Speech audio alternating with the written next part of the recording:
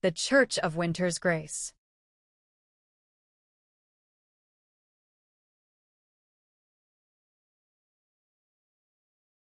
In a quaint mountain village surrounded by an endless sea of snow-covered trees, there stood an old church with a steeple that pointed like a prayer towards heaven.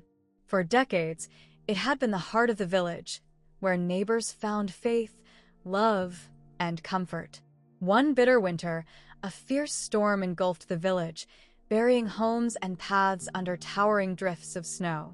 Supplies dwindled, and fear crept into the hearts of the people. How would they survive until the thaw?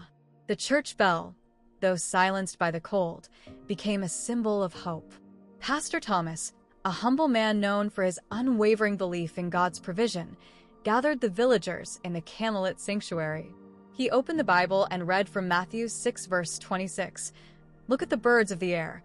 They do not sow or reap or store away in barns, and yet your heavenly Father feeds them.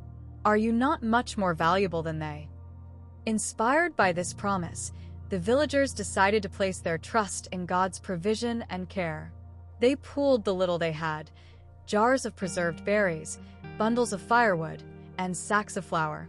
Every evening, they met in the church to share a humble meal, pray, and sing hymns of hope. As the days passed, something miraculous began to happen.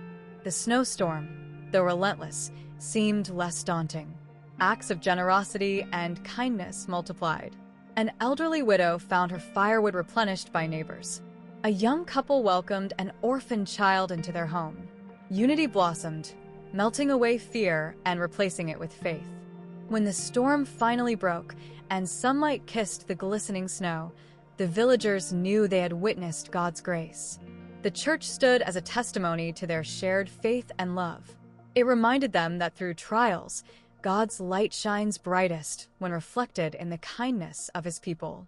From that winter onward, the villagers celebrated a day of thanks every year at the church, not for their survival, but for the faith that had bound them together in love.